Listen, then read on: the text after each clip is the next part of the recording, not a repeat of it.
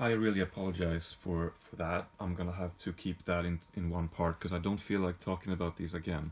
This is very unprofessional. I'm sorry about the second part cutting off. I ran out of room and my phone is such a nuisance.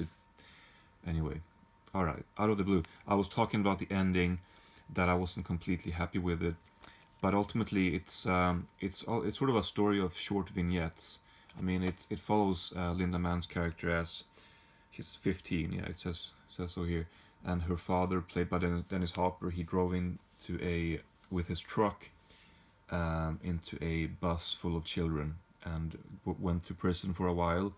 I was expecting him to be in prison for longer for what he did, but apparently he got out a few years later, and attempts to reconnect with Linda Manns, and and then she's a very rebellious teenager.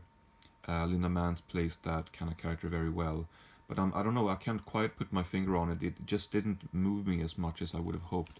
But it is a phenomenal Blu-ray. I mean, if you look at the extras here, I'm certainly not gonna go through them all, but we're talking about, I think, about 13 hours of extras, and I think the American release, if it's Severin maybe, who released this in the U.S.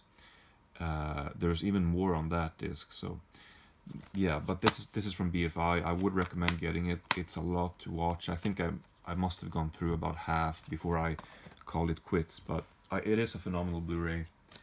I'd like to talk about these also. These are 3 Frederick Wiseman films. I've been interested in his films for a while. He sort of films very direct kind of documentaries without narration, without uh, you know, without much of a presentation, without interviews. He just observes the events and he tries to tell the story without intervening really. And I saw an interview with him. I think he referred to his filmmaking as more novelistic than journalistic, which is interesting because they are really raw. They're known as direct cinema, which is very sort of fly on the wall filmmaking. But he definitely looks at it as a story that's being told. He's a storyteller, and he definitely is. Monrovia, Indiana, and Ex Libris. I bought these from eBay for a very good deal from a French seller. They are French Blu-ray, French DVDs. They have forced French subtitles, which is not ideal, but they weren't available in any other way. They are in English though, so you can just try to ignore the French subtitles. So they're not really released anywhere else. I mean, France has released all of them on DVD. There may be a few of them that have been released in the US and the UK, but really not that many. La Danse happened to be released on a Swedish DVD, so I was able to watch this. But what I wanted to do, it was a bit of a trial run, if I can speak, a trial run. There are these 3 monstrous box sets of everything he's done between like the 60s and 2016. French box sets, but they're gonna set me back like 200 euros, and that was a bit too much money, so I just decided to get these 2 for now, because these were made after 2016, so I wouldn't be double dipping if I got these and then the box sets. So that's what I decided to do. I got these, I watched them in the same day actually.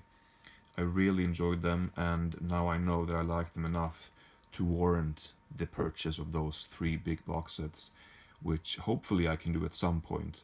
It is quite a bit of money. Some of those films are also with forced subtitles, and some of them aren't, but it's the only way you can really get them, or the best way you can get them, so I'm gonna try to do that. Monrovia, Indiana, I think was made around 2016 or 17, 18 maybe, and it follows. It's a depiction, a depiction, I guess, of this town, the eponymous town. It's about 2.5 hours long, and it films the church activity, the town hall or whatever, the planning committees, and grocery stores, and there's a scene from a gym, and there's a funeral scene. There's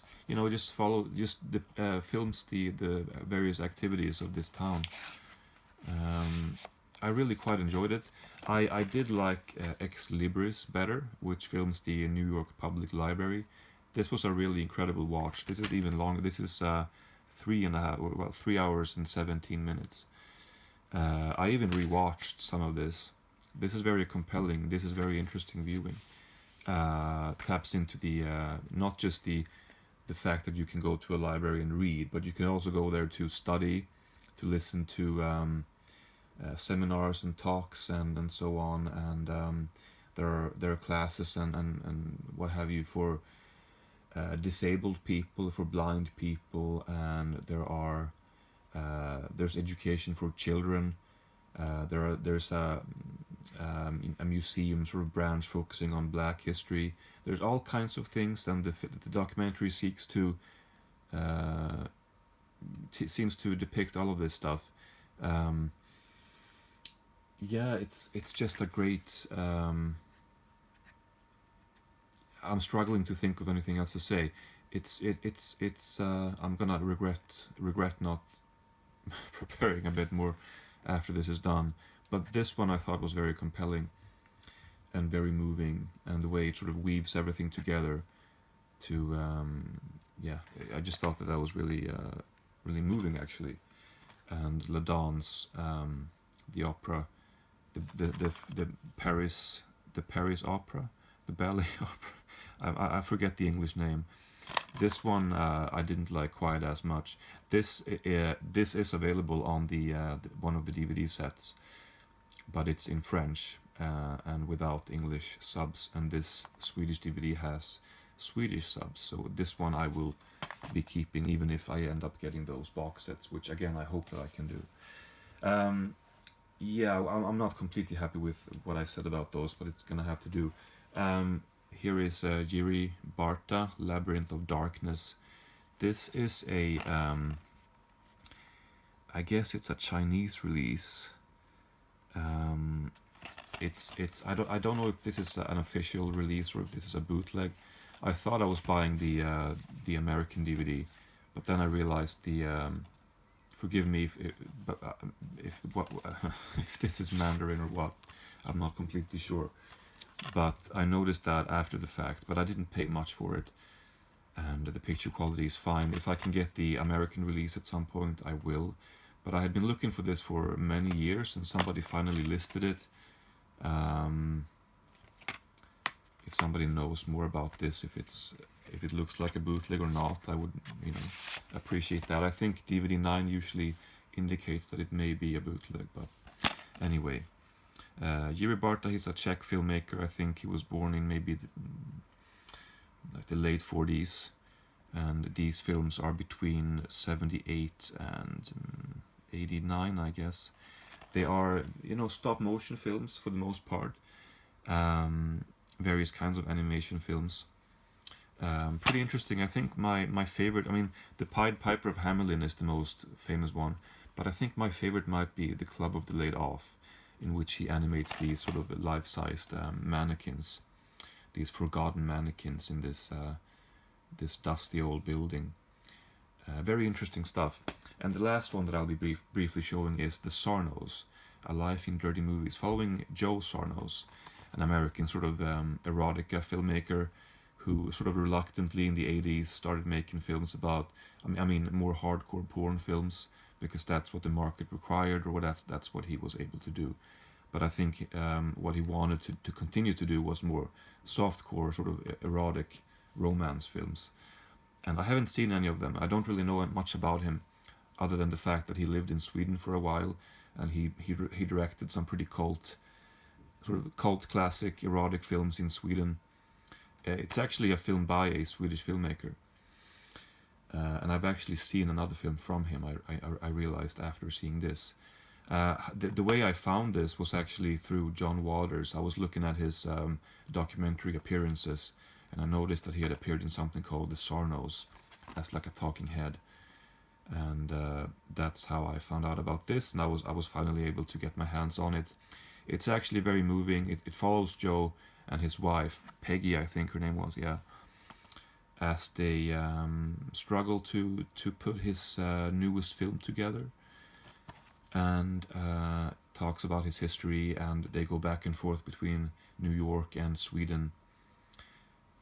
Because ever since they started making movies in Sweden, they have gone back to Sweden each year, and apparently they really liked it here.